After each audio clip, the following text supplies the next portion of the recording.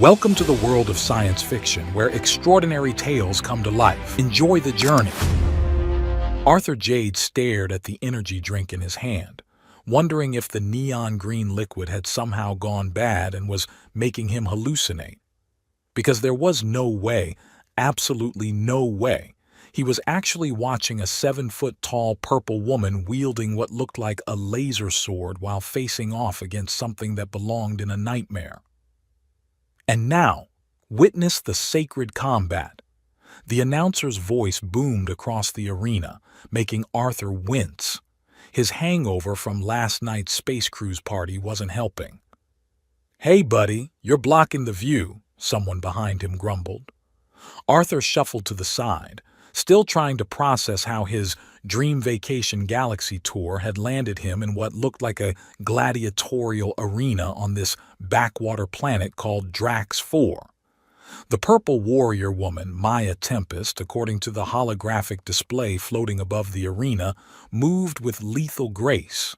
Her silver hair caught the light of the planet's twin suns, creating an almost ethereal effect. The ceremonial armor she wore left little to the imagination, highlighting curves that would have been stunning on any species. For 3,000 cycles, the warriors of Drax 4 have proven their worth through combat, the announcer continued. Today, Maya of the Silver Blade clan faces the challenge of selection. Arthur took another sip of his drink, muttering under his breath. Sure, because nothing says weekend getaway like watching alien gladiator matches. The creature Maya faced was something out of a genetic engineer's worst acid trip, a chimeric nightmare of scales, claws, and far too many teeth. Its roar shook the stadium. "That's a Grade 7 Genesis beast," someone whispered reverently. "They specifically engineered it for the ceremony. No one's ever defeated one alone." "Great," Arthur rolled his eyes, "because regular monsters weren't dramatic enough." The combat began with explosive force. Maya moved like lightning, her blade creating arcs of energy as she dodged the creature's attacks. But even Arthur, who knew nothing about alien combat, could see she was struggling. The beast was too fast, too strong, and seemed to be anticipating her moves. "The Genesis beast has been programmed with combat data from 1,000 warriors," someone explained, noticing Arthur's focused expression. "It learns and adapts to any fighting style." "That's cheating," Arthur muttered, his IT brain kicking in. "If it's using an algorithm to predict movements, there should be a pattern to exploit." He watched as Maya barely avoided another strike, rolling across the arena floor. The beast's tail whipped around, catching her off guard. Her sword went flying, landing with a clatter near the arena wall. The crowd gasped. Maya backed away, her violet skin glistening with sweat, determination still fierce in her expression despite being disarmed. Arthur's hand clenched around his energy drink can.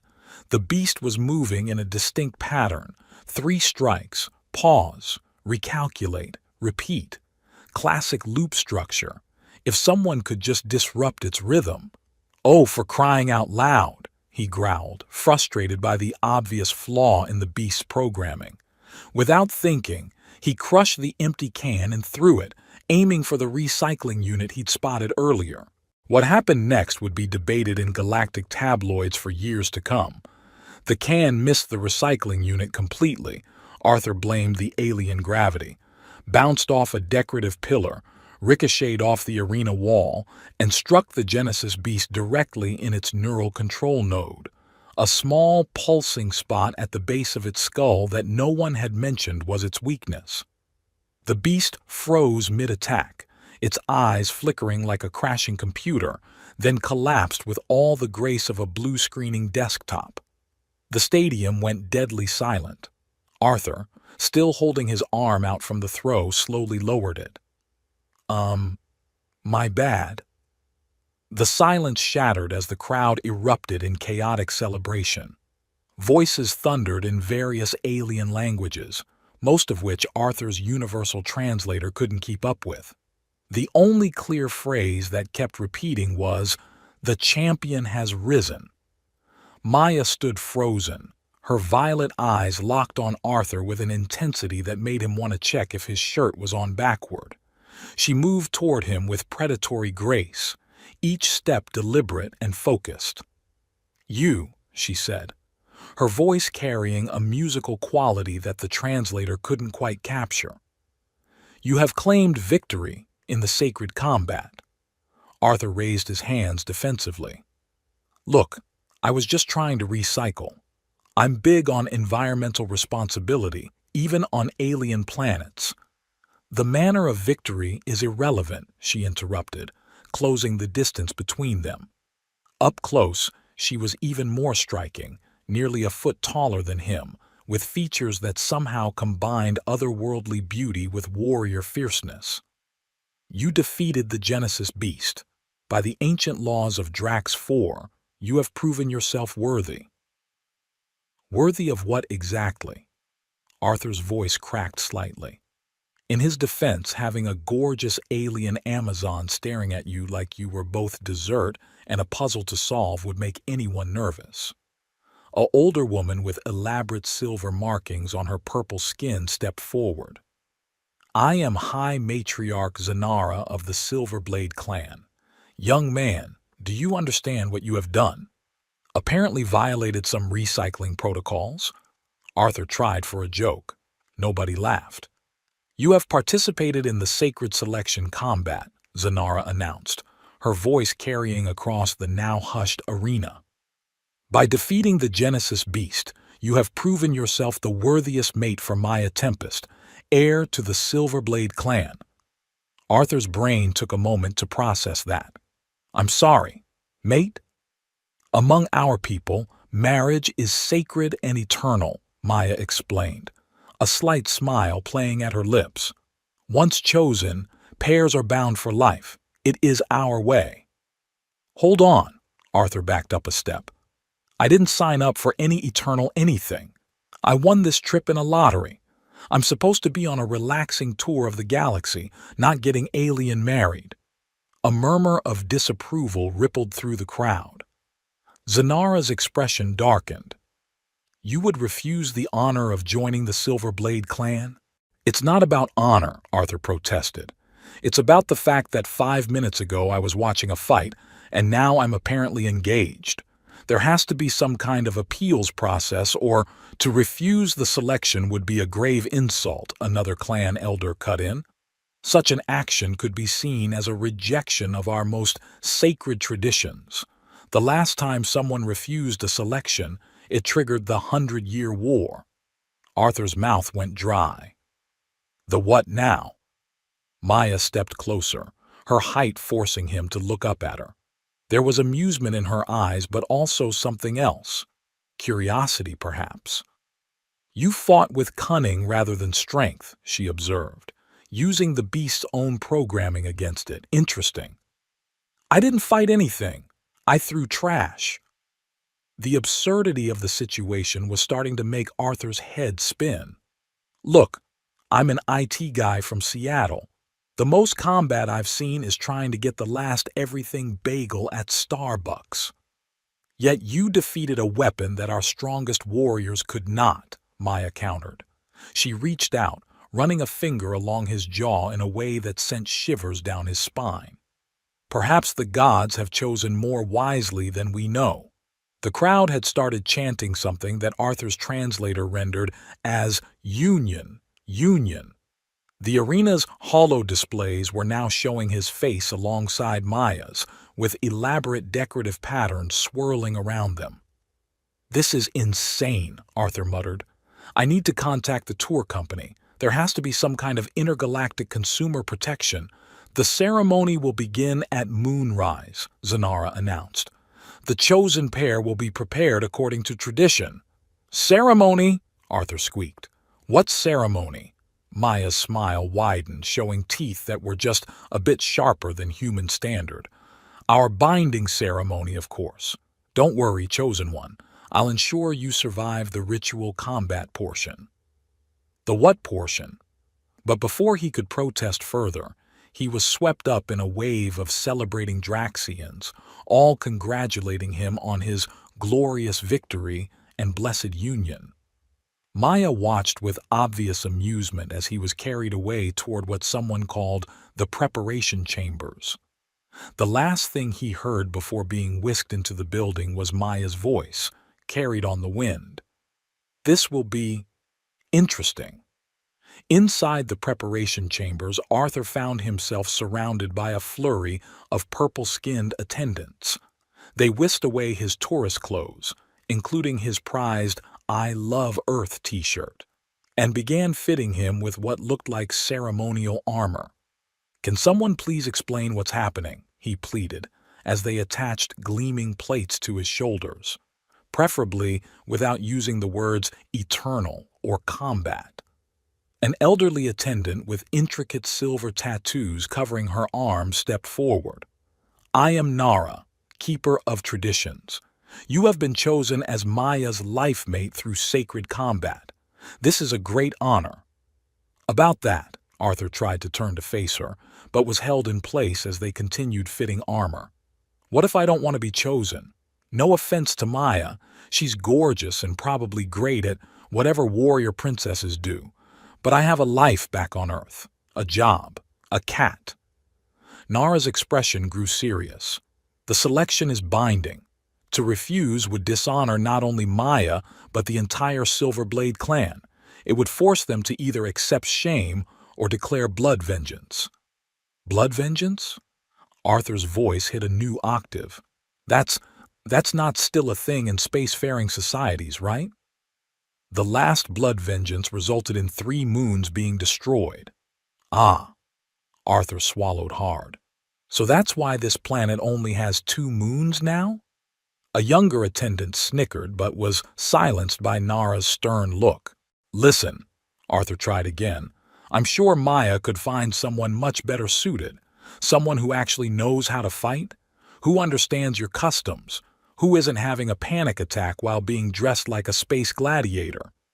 "The gods have chosen through combat," Nara stated firmly. "Your victory, unconventional as it was, proves you are worthy. I threw a can. It was literal garbage. Yet you saw the weakness no warrior could spot. You defeated a beast engineered to be unbeatable." Nara's eyes narrowed. "Unless you suggest our sacred combat trials are garbage?" The room temperature seemed to drop several degrees. Arthur quickly backpedaled. "No, no, very sacred, extremely sacred. Love the sacredness." The chamber doors swung open and Maya strode in. She changed into more formal armor, silver and black, with glowing purple accents that matched her skin. Arthur's breath caught. She was stunning in a way that defied both human and alien standards of beauty. "Leave us," she commanded. The attendants bowed and quickly departed, leaving Arthur alone with his fiancé, owner, potential executioner. Maya circled him slowly, examining the ceremonial armor. "It suits you, despite your size." "Thanks, I think." Arthur tried to follow her movement but got tangled in the armor's shoulder pieces. "Look, about this whole situation. You're afraid," she stated matter-of-factly. "Terrified, actually." To his surprise, she laughed, a rich, melodic sound. "Good. Fear shows wisdom." She stopped in front of him, towering over him with those piercing violet eyes. "Do you know why we choose mates through combat?" "Because dating apps haven't reached this sector yet." Another laugh. "Because strength alone is not enough. We need partners who can think differently, who can see solutions where we see only the path of direct confrontation." She reached out, touching the armor over his heart. "You did what no warrior could. You saw past the obvious." "I got lucky," Arthur protested weakly, trying to ignore how his pulse quickened at her touch. "Luck?" Maya raised an eyebrow. "You analyzed the beast's pattern. I saw your face during the combat. You recognized its programming structure." Arthur blinked. You were watching me during the fight?" "I always observe the crowd during selection combat. But you She tilted her head. You were different. Not cheering, not betting, analyzing, like a tactician. I'm an IT specialist. Pattern recognition is kind of my thing. But that doesn't mean... The chamber doors burst open again. A younger warrior rushed in, breathing heavily. My lady, the Genesis beast, it's gone. Maya's expression hardened instantly. Explain. After the combat, when they went to dispose of it, someone had already taken it, and the neural control patterns, they've been copied. Arthur noticed Maya's hand move subtly toward her weapon. The beast was designed to be unkillable, she said quietly. Only its neural shutdown could stop it, and now someone knows how. Which means they could make more, Arthur realized. And they'd know the weakness too, so they could patch that vulnerability. Maya looked at him sharply. You understand the implications quickly. Like I said, it's specialist. Security vulnerabilities are kind of a hot topic. He ran a hand through his hair, forgetting about the armor and clanking himself in the head. Ow!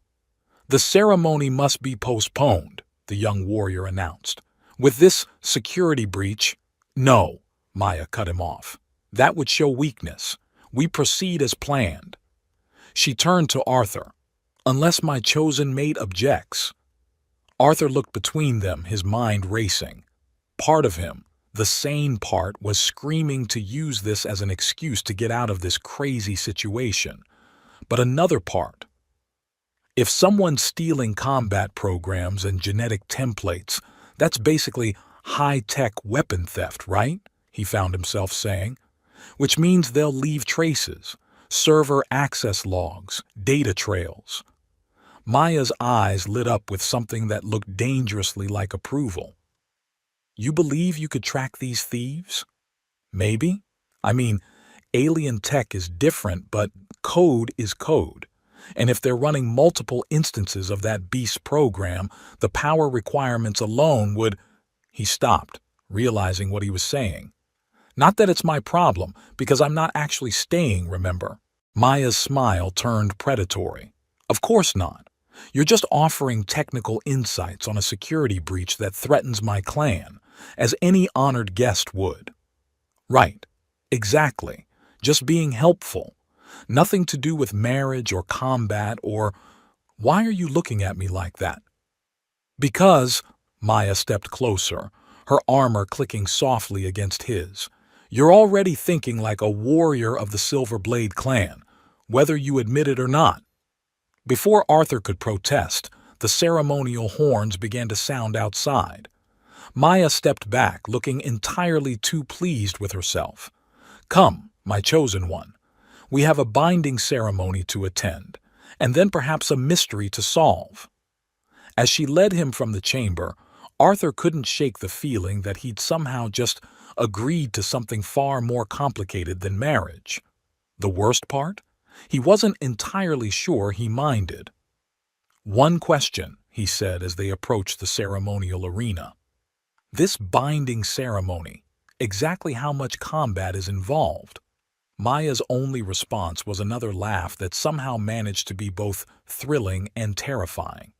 The binding ceremony turned out to be less combat-heavy than Arthur feared, though the ritual blood sampling made him queasy.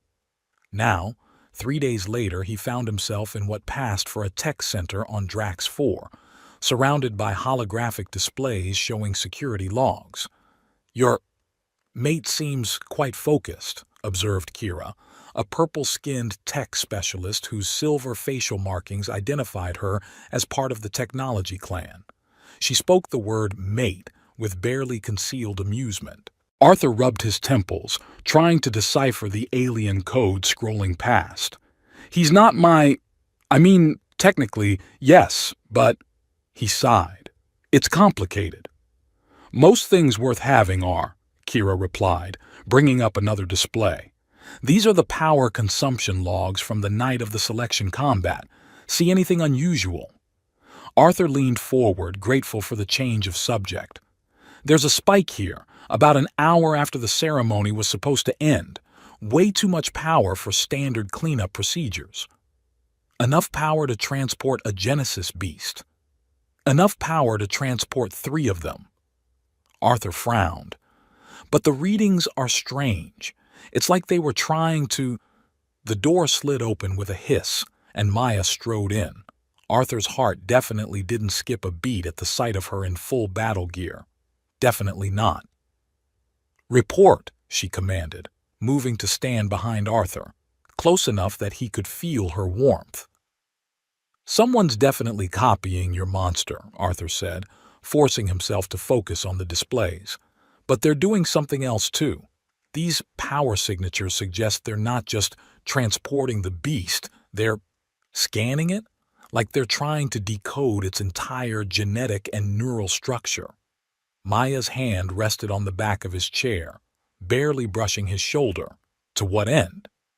"If I had to guess, they're trying to understand how it works so they can make more, better ones, without the weak spot that let me, defeat it." "You mean the weak spot you hit with trash?" Kira asked innocently. "Can we please stop bringing that up?" Maya's lips twitched. "Never. It will be in the clan histories for generations. The great Khan warrior of Earth." "Fantastic." Arthur slumped in his chair. "Just what I always wanted, to be an alien historical footnote." "You're much more than that," Maya said softly, her fingers trailing across his shoulder as she moved to examine another display. The casual touch sent shivers down his spine. Kira cleared her throat. "The Council of Matriarchs has called an emergency session regarding the theft. They're waiting for your report, Lady Maya." "Then we shouldn't keep them waiting." Maya turned to Arthur. "Come, it's time you saw how Drax 4 truly operates." "I'm not sure that's..." Arthur started to protest, but Maya had already grabbed his arm, pulling him from his chair with effortless strength. "You discovered the security breach. You should present the findings. To the Council of Matriarchs, the supreme ruling body of your entire planet." Arthur's voice cracked. "Hard pass." Maya's violet eyes sparkled with that now familiar mix of amusement and challenge. "Afraid. Terrified. Remember, we established this. Good." She started dragging him toward the door. "Fear keeps you sharp." As they left, Arthur heard Kira calling after them. "Try not to throw any trash at the matriarchs." The council chamber was a vast circular room carved directly into the crystalline mountains that overlook the capital. 7 thrones, each made from a different precious material, formed a semicircle on a raised platform. The matriarchs who occupied them made Maya look positively friendly in comparison. "The Silver Blade clan's chosen outsider believes he has found something," announced the central figure, High Matriarch Zanara, her elaborate headdress glinting in the light of floating crystal orbs. Arthur stepped forward, trying not to think about how many weapons were probably pointed at him right now. "Yes, your matriarchinesses?" "The power logs from the night of the selection combat show." "He addresses us directly?" interrupted a matriarch wearing deep crimson armor. "Without proper protocols?" "Forgive him," Maya stepped forward. "Earth customs are different." "Indeed." Zanara's eyes narrowed. "Perhaps you should explain why you brought an uninitiated outsider to this chamber at all." Maya stood straighter. Arthur discovered crucial information about the Genesis beast theft. His technical expertise. "His technical expertise," sneered another matriarch. "Or your desire to justify your unusual selection." Arthur felt Maya tense beside him. The temperature in the room seemed to drop several degrees. "Careful, Matriarch Vena." Maya's voice was deadly quiet. "Even you are not beyond the reach of challenge combat." "Ladies, ladies." Arthur stepped between them before realizing what he'd done. 7 pairs of alien eyes fixed on him with varying degrees of murderous intent. "I mean, honored matriarchs, Maybe we could focus on the stolen death monster, which is, you know, probably being copied right now." Zanara leaned forward. "Explain." Taking a deep breath, Arthur pulled out the data tablet he'd brought. The power signatures we detected weren't just for transportation. Someone was running deep scanning protocols, the kind you'd use if you wanted to understand exactly how something was built. He projected the readings into the air. "See these patterns? They're consistent with genetic sequencing and neural mapping." "Which means," prompted a matriarch in scholar's robes, "which means someone's trying to reverse engineer your Genesis beast, figure out how it works, probably to make more, and if they succeed—" He glanced at Maya. "Well, next time someone throws a drink can at it, that might not work." A murmur went through the chamber. Zanara's expression darkened. "You believe they seek to create an army of such creatures?" "More likely they want to sell the technology," Arthur said, then quickly added, "Your supreme matriarchness. Think about it. A perfectly engineered combat organism that learns and adapts? That's gotta be worth a fortune on the galactic black market." "And how would you know about galactic black markets, Earthman?" Venna demanded. "I work in cybersecurity. Well, worked, before I got accidentally engaged to a warrior princess." He winced. "Sorry, that came out wrong." To his surprise, several of the matriarchs actually chuckled. Even Zanara's stern expression softened slightly.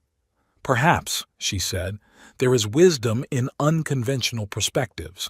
Maya, you will lead the investigation into this theft. Take your chosen one with you. His technical knowledge may prove useful."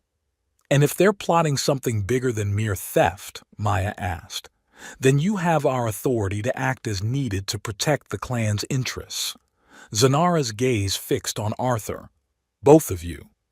As they left the chamber, Arthur let out a breath he hadn't realized he'd been holding. "That went better than expected?" Maya smiled. "You impressed them. Not many would dare speak so directly to the council." "That wasn't bravery. That was social anxiety and caffeine withdrawal." He glanced at her. "Also, did you almost start a duel in there?" "Venna has always pushed boundaries." Maya's expression hardened. "She believes the old ways are holding us back, that we should sell our combat technologies to the highest bidders, become merchants instead of warriors." "And you think she might be involved in the theft?" "I think," Maya said carefully, "that we should start our investigation with the technology clan. They would have the expertise needed for such scanning." Arthur nodded, then frowned. "Wait, we? You're actually taking me with you?" "You heard the council." Maya's smile turned predatory. "Unless you're afraid. You really need new material for these taunts." But he was already following her down the crystalline corridor. "Also, quick question. When you say investigation, how much combat is typically involved?" "Don't worry." She patted his shoulder with enough force to make his knees buckle. "I'll protect you." "That's not actually reassuring." Maya laughed, the sound echoing off the crystal walls. "Come on, Can Warrior. We have work to do." Their investigation led them to the technology clan's main research facility, a towering structure of black crystal and pulsing energy conduits. As they approached the security checkpoint, Arthur noticed Maya's hand resting casually on her weapon. "Remember," she murmured, "let me do the talking." "Gladly. I've hit my almost causing interplanetary incidents quota for the week." The security scanner hummed as they passed through. A guard with Tech Clan markings eyed Arthur suspiciously.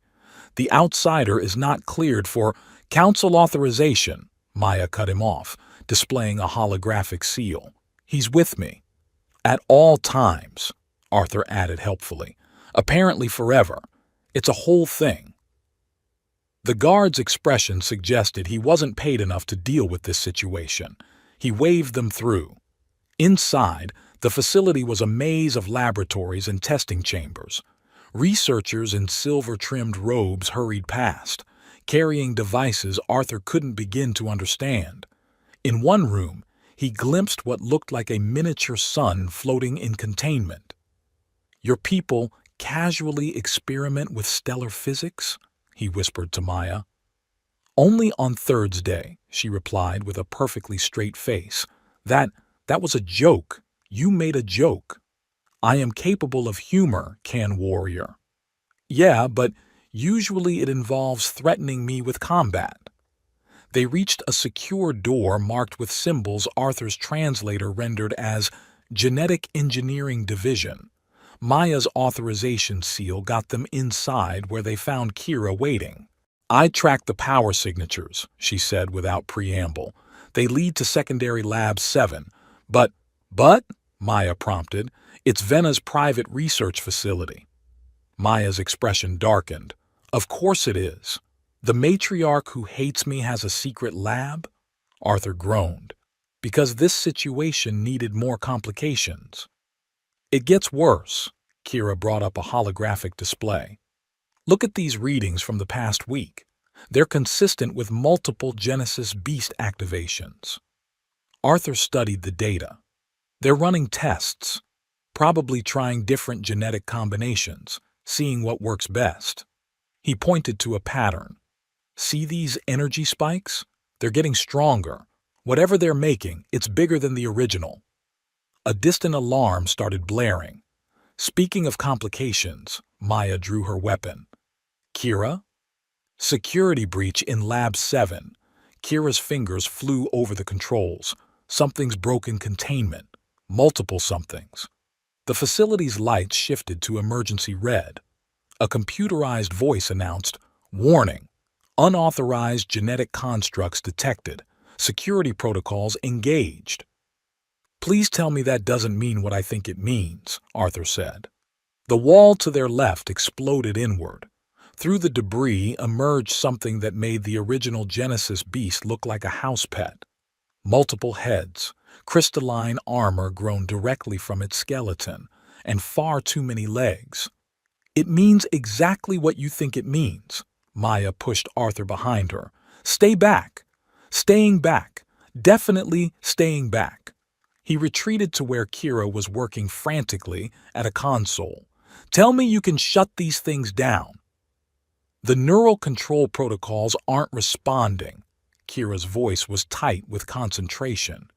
"They've been completely rewritten. This isn't just a copy of the original design. It's an evolution." The beast charged. Maya met it with impossible grace, her energy blade creating arcs of light as she dodged and struck. But for every blow she landed, the creature's crystalline armor simply reformed. "They've integrated local mineral structures into the genetic template," Kira explained. "Self-repairing combat organisms." "Great." Arthur watched as Maya barely avoided a swipe from one of the creature's many limbs. "So how do we stop it?" "We don't. That's the point. They're designed to be unstoppable." Another beast crashed through a different wall, then another. Maya was now fighting 3 at once, her movements a blur of deadly precision. But even she couldn't hold them off forever. Arthur's mind raced. "The crystal structure, it's using the same material as the building, right? Drawing power from the facility itself."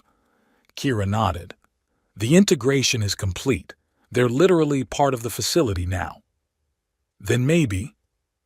Arthur dove for the console.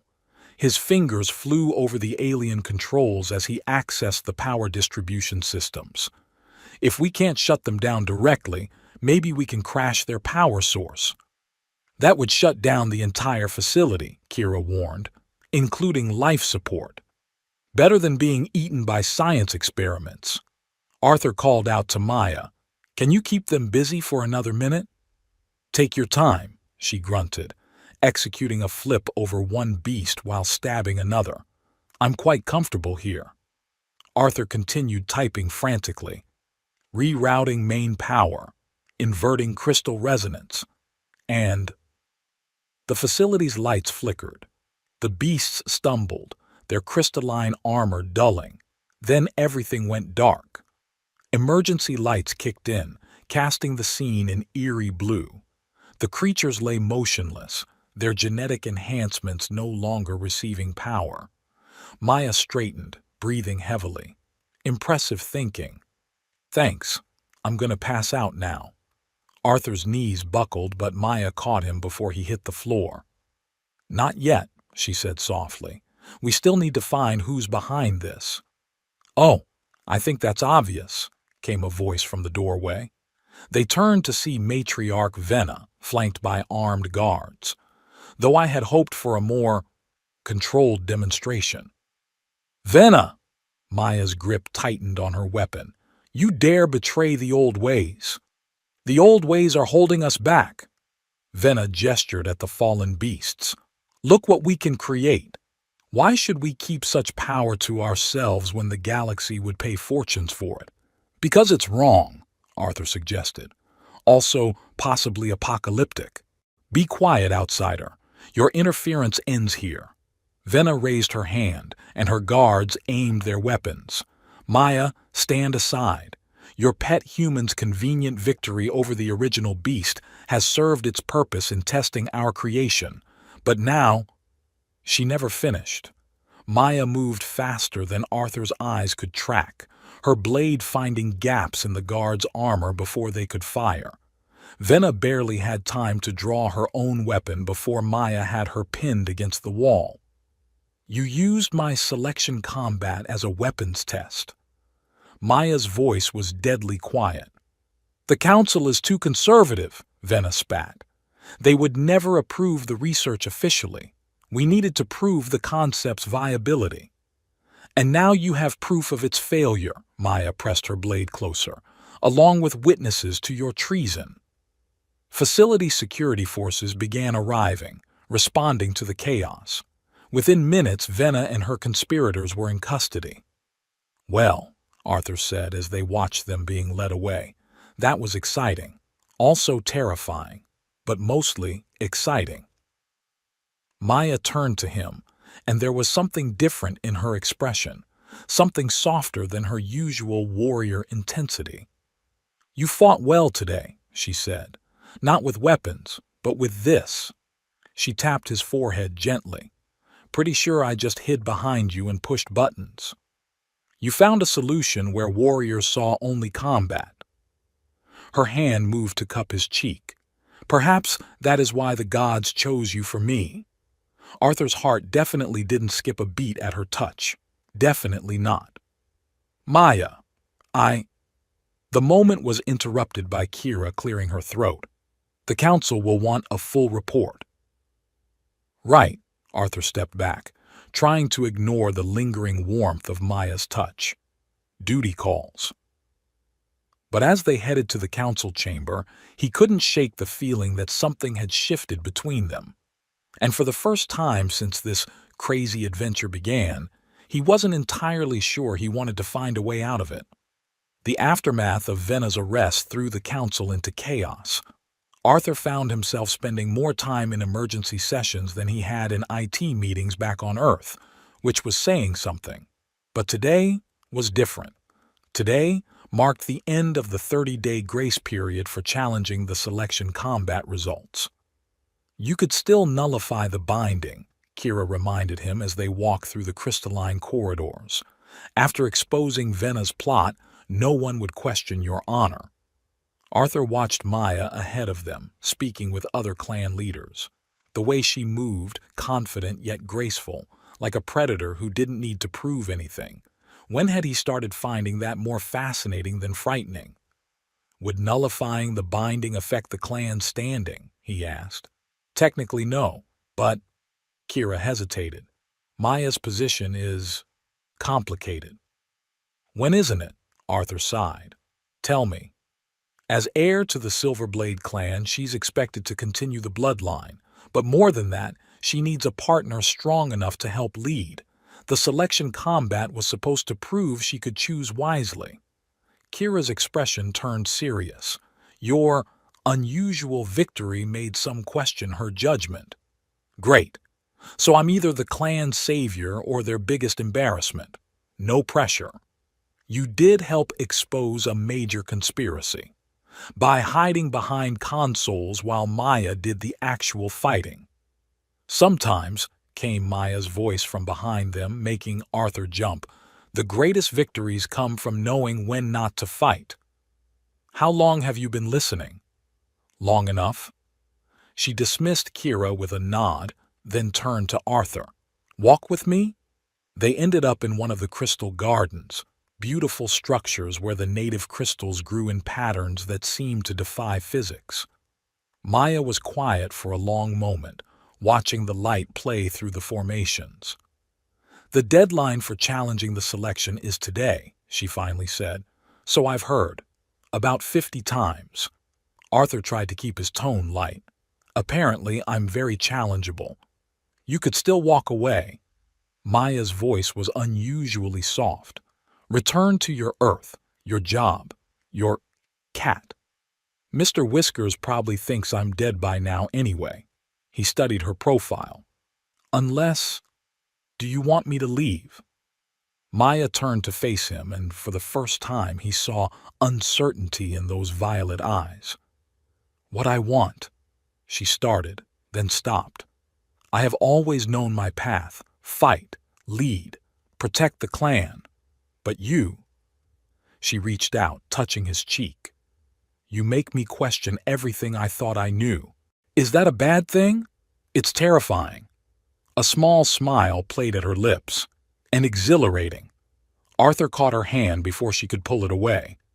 You know, when I won that stupid tourism lottery, I thought the craziest thing that could happen was getting space sick.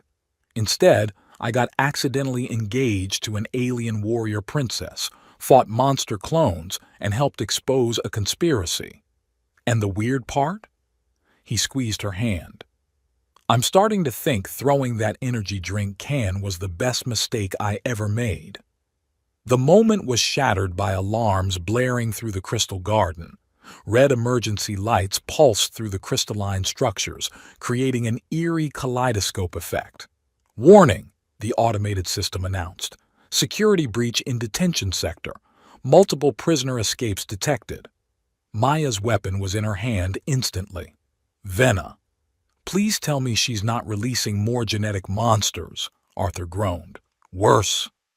Maya's expression hardened. She has supporters in multiple clans. This could be... An explosion rocked the building. Through the garden's transparent walls, they could see smoke rising from the council chamber.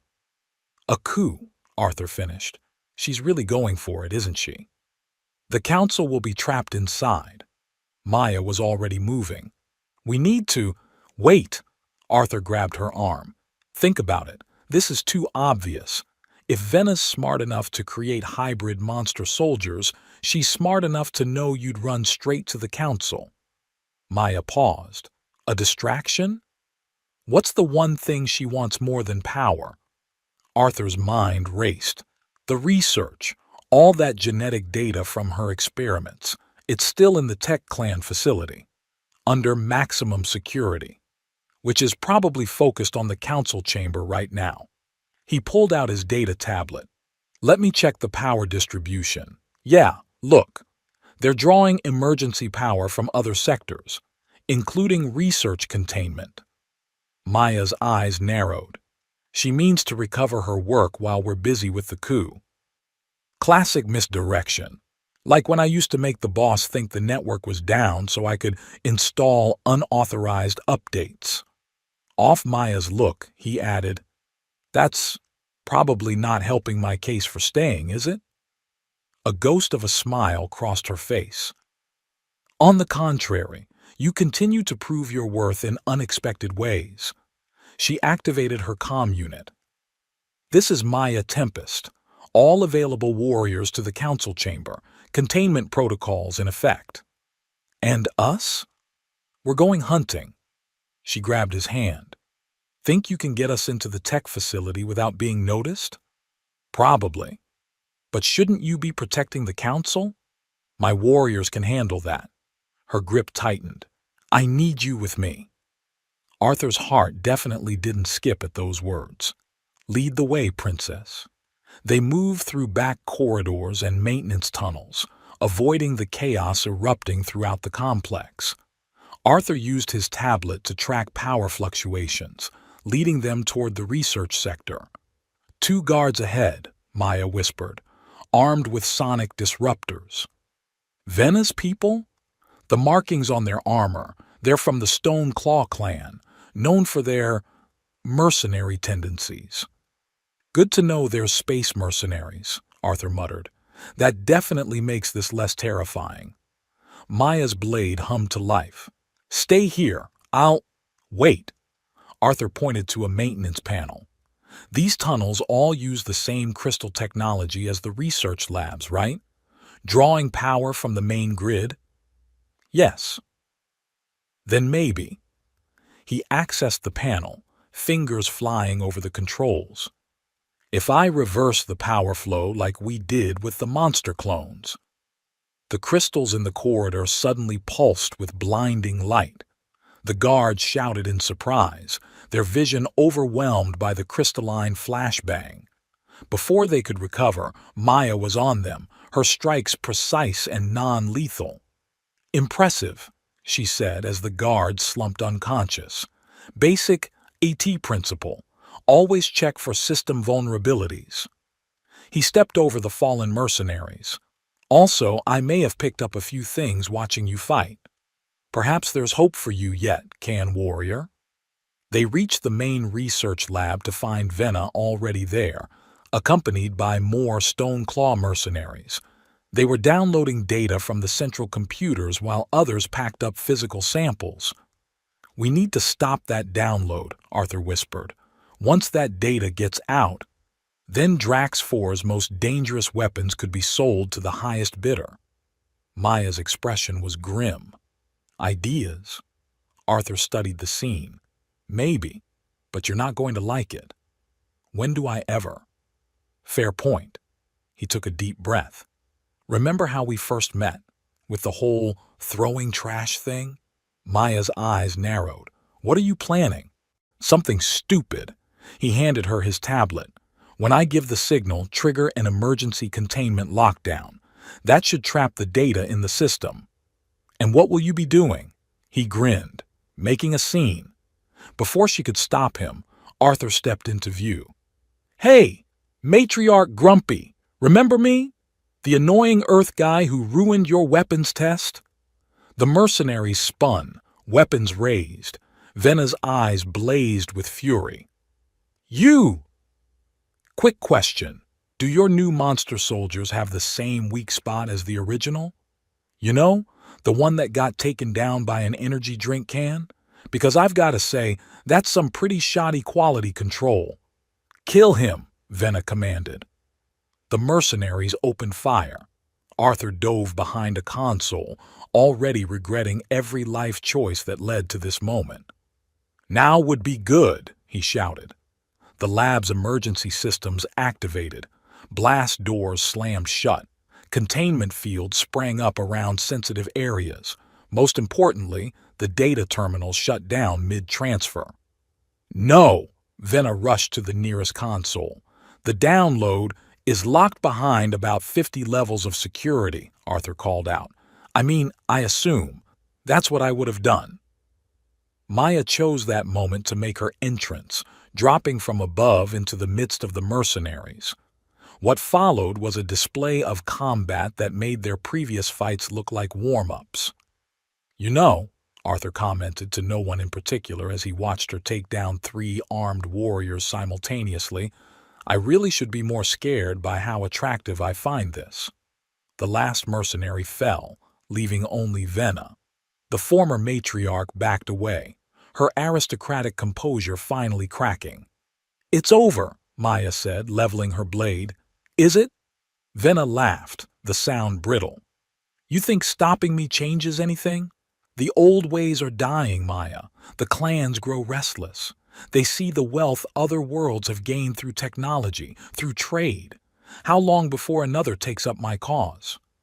Maybe she's right, Arthur said, stepping out from his hiding spot. Not about the whole selling monster weapons thing. That's definitely wrong. but about change. Both women turned to look at him. Maya's expression was unreadable. The clans survived this long because they adapted, he continued. You've got this amazing technology, these incredible traditions. Why does it have to be one or the other? What are you suggesting? Maya asked softly. Look at what we just did. Your combat skills, my tech knowledge. Apart, neither of us could have stopped this. Together. He shrugged. Maybe that's what Drax 4 needs. Not to abandon tradition, but to evolve it. A slow smile spread across Maya's face. The wisdom of the Can warrior. If you're quite finished, Vena snarled, drawing a hidden weapon.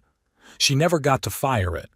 Maya moved like lightning, disarming her with one strike and pinning her with another.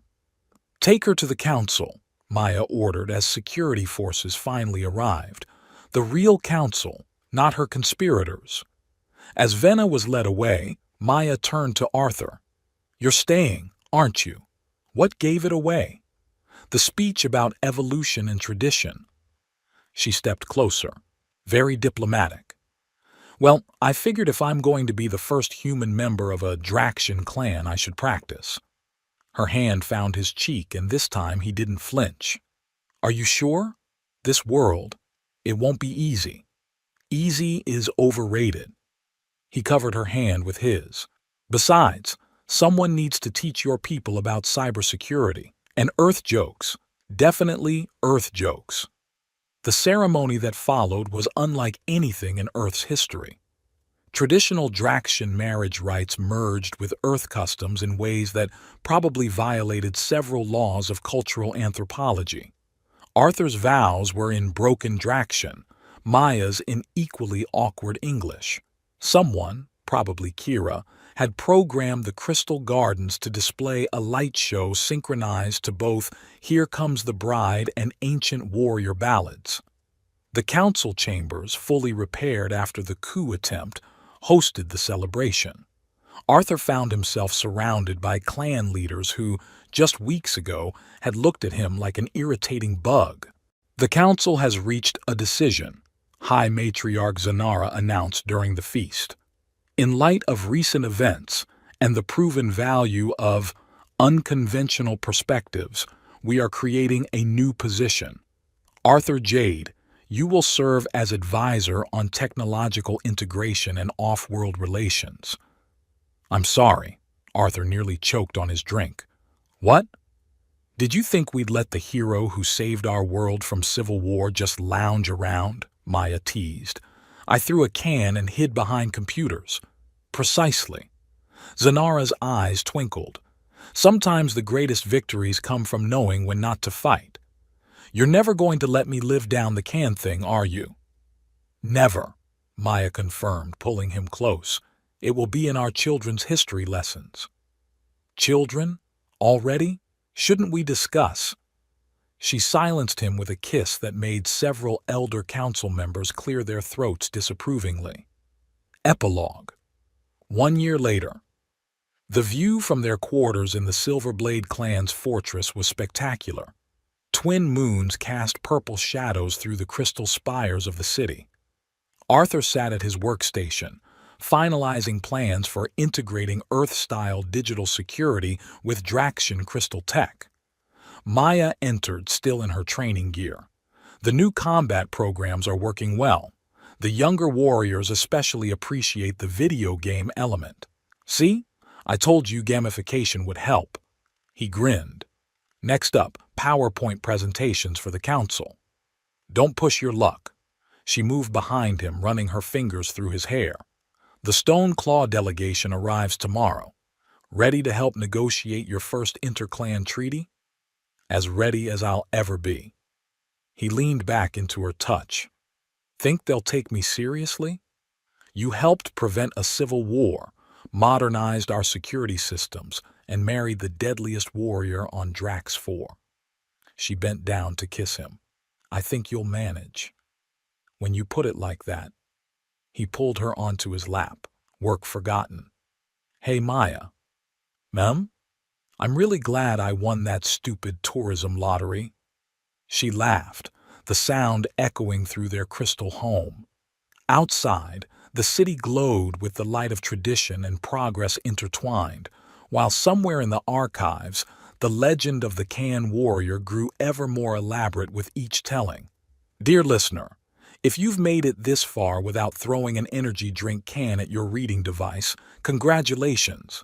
Unlike Arthur, you probably won't end up accidentally married to a warrior princess from an alien civilization, though I can't make any promises about that.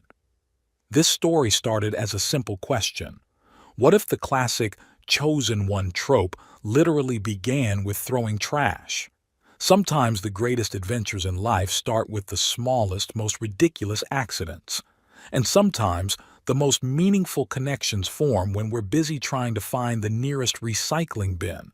Whether you're an IT specialist dreaming of the stars, a warrior bound by tradition seeking change, or just someone who enjoys tales of accidental heroism and cross-cultural romance, I hope this story reminded you that love, like a well-thrown energy drink can, often finds its target in the most unexpected ways.